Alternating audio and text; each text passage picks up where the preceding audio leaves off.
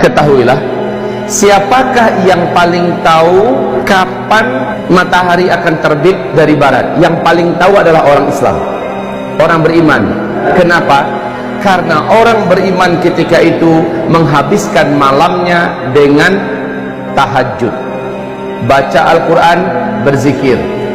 Dia tidur kelelahan, sepuas-puasnya dia tahajud, kemudian dia bangun kembali, dia tahajud kembali, dia berdoa sebanyak-banyaknya berdoa. Padahal tadi tahajudnya orang-orang beriman, ya, tahajudnya orang beriman panjang, lama dia berdiri. Setelah itu dia rukuk, lama rukuknya, dia iktidal, lama iktidalnya, dia sujud, lama sujudnya. Begitulah tahajud dia kerjakan.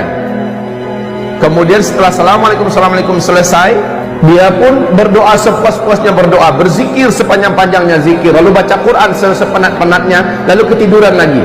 Dilihat hari masih gelap di luar. Kemudian dia terbangun kembali. Setelah terbangun masih gelap seperti tadi. Dia kembali bangkit, sholat lagi seperti tadi. Lalu berdoa lagi, zikir lagi, baca Quran lagi. Kemudian saking lelahnya dia beribadah, tidur lagi. Lalu dia bangun seperti sudah lama sekali tidur.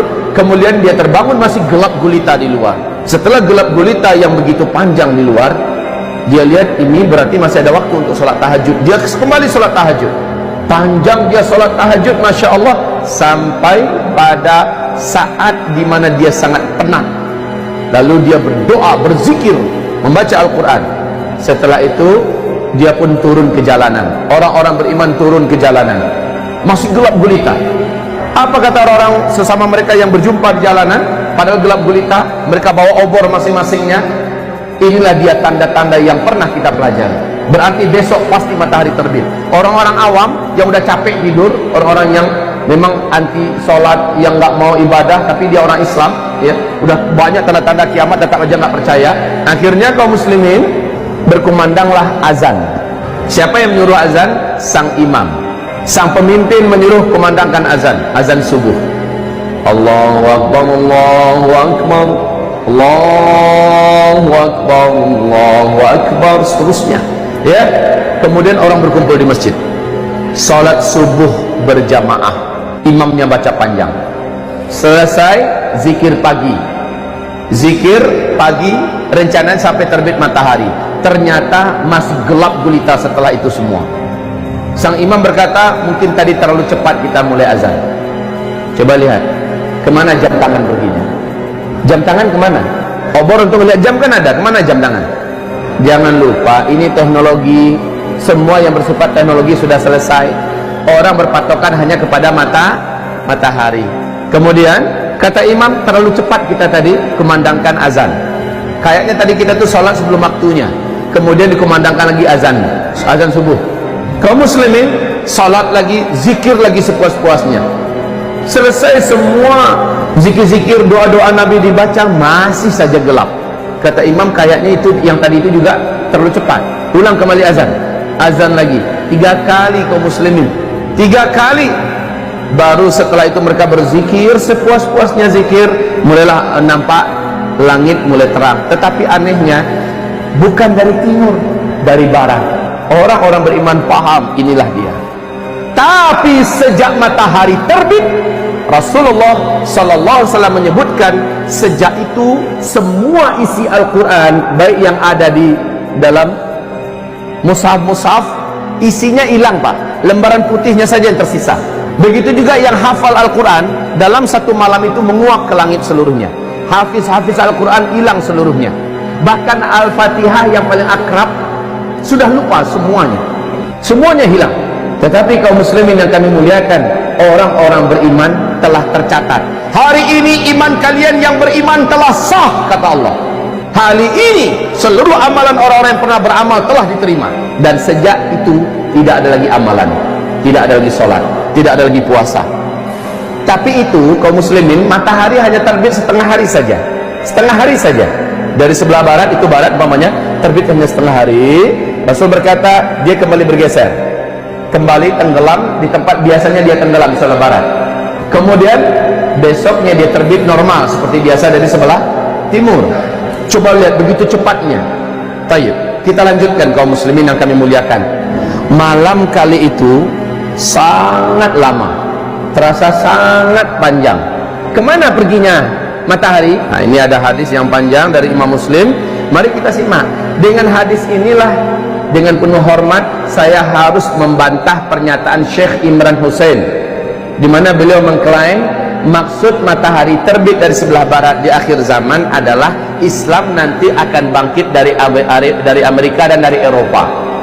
Pernyataan itu saya bantah dengan hadis ini, dengan hadis yang diriwayatkan oleh Imam Muslim dalam kitab sahihnya, dalam kitab Al-Iman jilid 2 hadis nomor 195 dan 196. Kok bisa malamnya 3 malam berturut-turut orang di bumi hidup merasakan malam yang panjang sekali sehingga puas orang tahajud? Berulang-ulang orang melaksanakan tahajud. Tahukah kamu kemana matahari perginya? Matahari tidak ditutup oleh Allah, tidak, tapi memang dia pergi memenuhi panggilan Allah.